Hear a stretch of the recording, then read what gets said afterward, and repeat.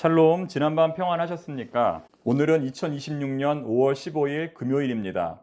이 시간 주시는 하나님의 말씀은 고린도전서 3장 1절부터 15절까지입니다. 우리는 하나님의 동역자들입니다. 우리는 하나님의 동역자들입니다. 라는 제목으로 주의 말씀 증거하겠습니다. 우리는 흔히 초대교회라고 하면 완벽한 공동체의 모습을 떠올립니다. 현대교회의 분열과 갈등에 지칠 때면 초대교회로 돌아가자고 외치곤 합니다. 하지만 오늘 우리가 마주한 고린도 교회의 모습은 그러한 낭만을 산산조각 냅니다.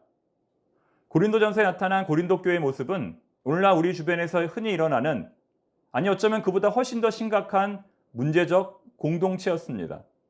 분열과 파당, 도덕적 타락, 은사의 남용, 예배의 무질서, 부활에 대한 불실, 마치 오늘날 교회 안에서 일어나는 모든 문제들을 한 곳에 모아놓은 종합 선물 세트처럼 느껴집니다.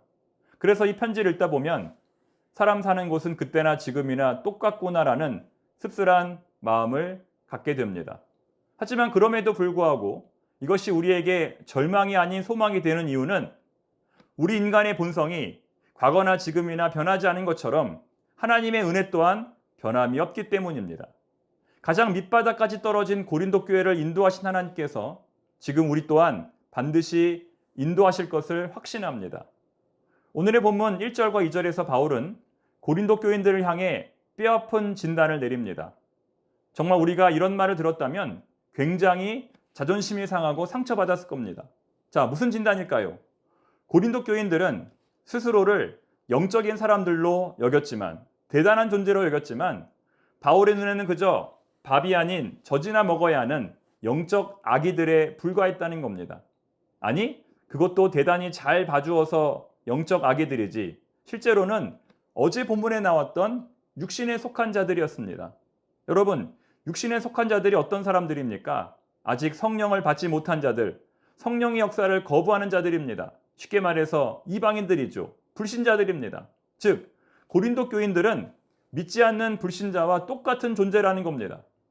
만약 우리에게도 이러한 평가가 내려졌다면 우리는 얼마나 기분이 상할까요? 목사님, 죄송한 말씀이지만 목사님은 믿지 않는 사람과 똑같습니다. 이런 말을 들었다면 얼마나 화가 나고 속상할까요? 그동안 신앙생활한 게 몇 년인데, 그동안 교회를 다닌 게 몇 년인데, 그동안 봉사를 한 일이 몇백 가지인데 불신자와 똑같다고 말한다니 너무나 기가 막히고 코가 막힐 노릇입니다. 그러나 우리는 이 문제를 놓고 기분만 상할 것이 아니라 객관적으로 우리가 그런 사람은 아닌지 돌아보아야 합니다. 여기 우리가 신령한 자인지 육에 속한 자인지 구별하는 명확한 기준이 있습니다. 그것은 바로 누구를 바라보며 신앙생활하는가, 하나님을 바라보며 신앙생활하는가, 아니면 사람들을 바라보며 신앙생활하는가에 달려 있습니다. 아무리 열심히 신앙생활을 해도 사람을 바라보며 신앙생활하면 영적 악입니다. 아무리 많은 봉사를 해도 사람을 바라보며 신앙생활하면 아직 육에 속한 사람입니다. 고린도 교인들은 하나님이 아닌 바로 사람을 바라보며 신앙생활했습니다. 그래서 뭐라고 말했냐면 나는 바울파다, 나는 아볼로파다, 나는 게바파다라고 주장했습니다. 마치 목회자들을, 또 교회 성도들을 정당의 대표나 아이돌 가수처럼 취급했던 겁니다. 예를 들어 수요 말씀 사경회 때 어떤 목사님이 설교하시는가, 금요 기도회 때 어떤 전도사님이 설교하시는가에 따라 예배를 참석하기도 하고 불참하기도 했다는 것이죠. 교회 내에서 공공연하게 어떤 목회자가 설교를 더 잘하는지, 어떤 목회자가 인물이 더 좋은지, 어떤 목회자가 뛰어난 능력을 가졌는지 이야기를 하며 호불호를 나누었다는 겁니다. 아이돌 가수의 팬들처럼 좋아하는 목회자가 다르면 서로 견제하고 질투했다는 겁니다. 말도 안 되는 이야기 같지만 실제로는 교인들끼리 모여서 이런 이야기를 하는 경우가 우리 청파동 교회를 제외하고 다른 교회에서는 왕왕 일어나고 있습니다. 만약 우리 교회 안에서도 하나님이 아닌 사람들을 바라보며 이러한 분파가 나뉘어져 있다면 그것은 우리가 영적으로 성숙한 자가 아닌 육에 속한 자라는 증거입니다. 아무리 바울이 능력이 뛰어나고 아무리 아볼로가 설교를 잘해도 교회를 성장하게 하시는 분은 누굽니까? 하나님입니다. 바울과 아볼로는 하나님의 일꾼에 불과합니다. 오늘 설교의 제목인 우리는 하나님의 동역자들입니다 라고 할 때 동역자라는 표현은 헬라어로 디아코노이, 섬기는 자, 종을 의미합니다. 즉 그들은 하나님의 종이므로 오직 하나님께서 지시하시는 대로만 움직입니다. 복음 사역의 주인공은 하나님이시고 바울과 아볼로는 그것을 보조하는 스텝일 뿐입니다. 그런데 우리가 그 주인공은 잊어버리고 스텝들에게만 관심을 갖는다면 우리는 대단히 어리석은 사람들이 되는 겁니다. 여러분, 교회는 내 교회가 아닙니다. 교회는 하나님의 교회입니다. 만약 어떤 목회자가 교회를 처음 개척해서 10만 명이 넘는 대형 교회로 부흥시켰다 할지라도 그것은 자신의 교회가 아니라 하나님의 교회입니다. 하나님께서 부흥시킨 것이지 자신이 부흥시킨 것이 아닙니다. 그는 그저 하나님의 사역을 보조하는 스텝일 뿐입니다. 이것을 망각하기 때문에 오늘날 한국의 몇몇 대형 교회들이 세상으로부터 큰 비판을 받고 있는 겁니다. 바울이 성도들을 위해서 십자가에 달린 것도 아니고 아볼로가 성도들을 위해서 부활한 것도 아닙니다. 그들은 그저 하나님의 지시대로 이리로 가라고 하면 이리로 가고 저리로 가라고 하면 저리 가는 종들입니다. 하나님의 종들은 그 역할의 성실성에 따라 심판을 받거나 자기의 상을 받게 될 겁니다. 그러므로 우리는 서로 경쟁하는 관계가 아니라 함께 땀 흘리는 동역자들이 되어야 합니다.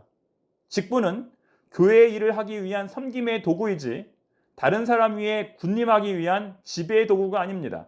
만약 어떤 집사님이 또 어떤 권사님이 장로가 되었다면 그것은 회사처럼 승진한 것이 아니라 교회 안에서 다른 차원의 사역을 감당하기 위한 직분자로 바뀌었다는 겁니다. 만약 어떤 전도사님이 목사 안수를 받았다면 그것은 회사처럼 승진한 것이 아니라 교회 안에서 다른 차원의 사역을 감당하기 위한 직분자로 바뀌었다는 뜻입니다.